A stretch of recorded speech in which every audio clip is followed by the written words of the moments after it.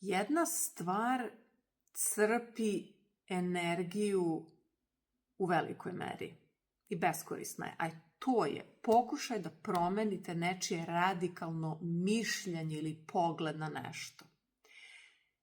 U ovoj situaciji i ta osoba je u pravu i vi ste u pravu. Zašto?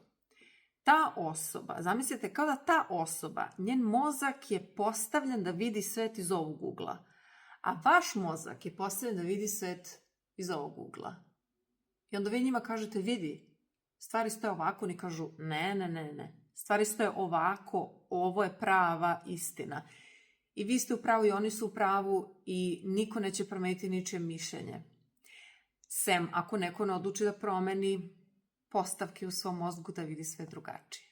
Dakle, što bi rekli, manite se ćorava posla, štedite svoju energiju i uložite u nešto bolje.